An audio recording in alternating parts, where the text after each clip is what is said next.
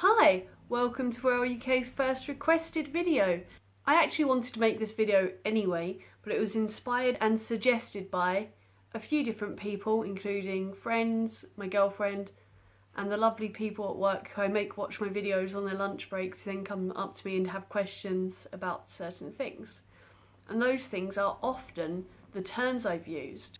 I wanted to define some of the terms that I might be using in videos and just create almost an online terms reference. There are so many labels and terms that queer people might use that I can't fit all of this into one video, even if I were to just try and define them in the most simple and most commonly accepted way. Also, I want to talk more around each term than just try and define it.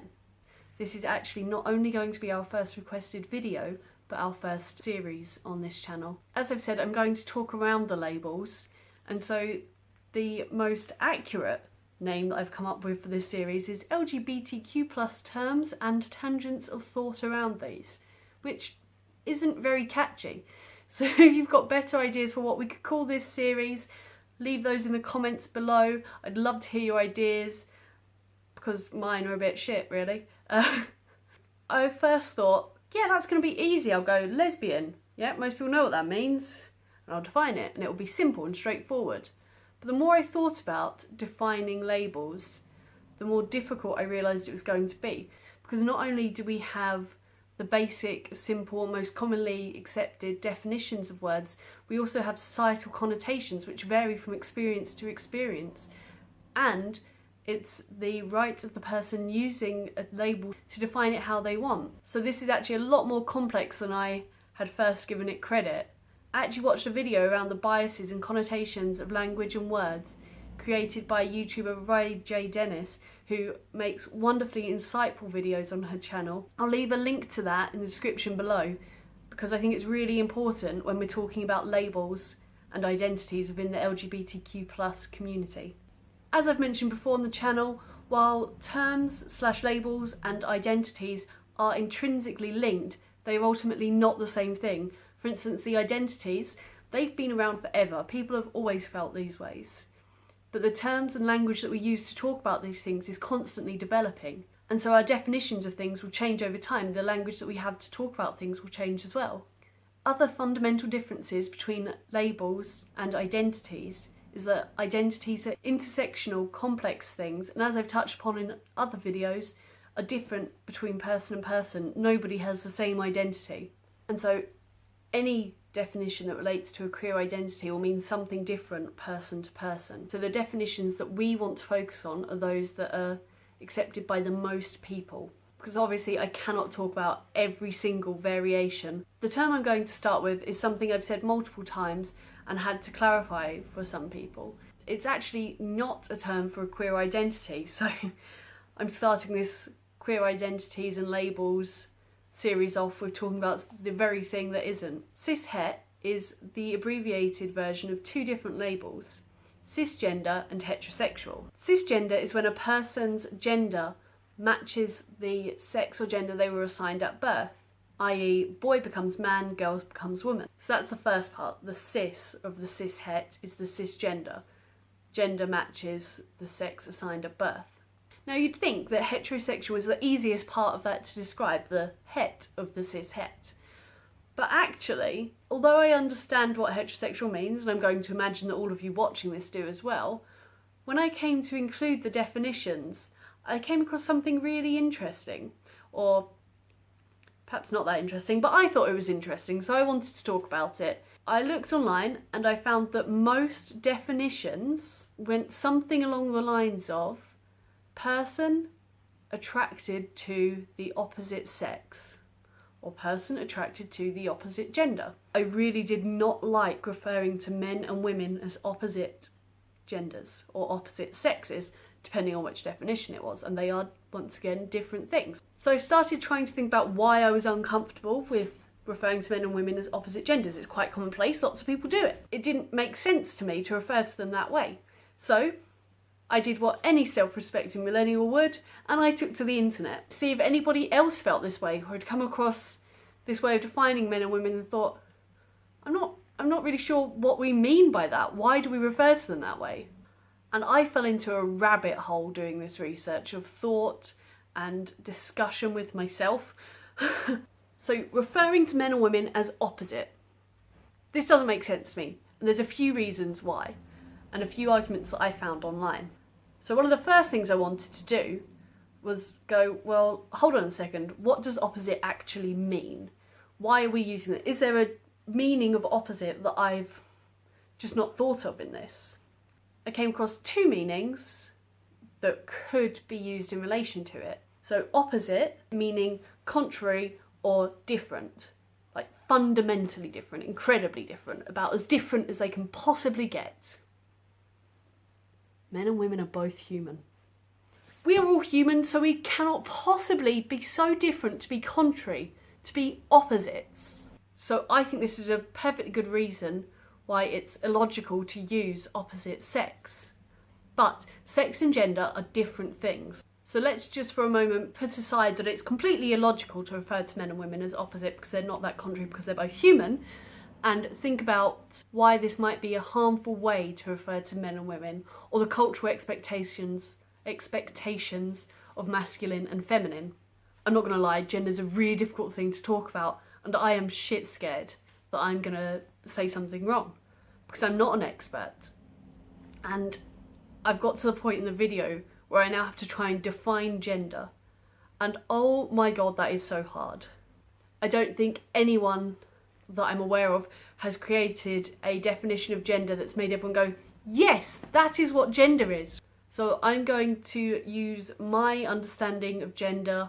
So my understanding of gender is that it is a performance.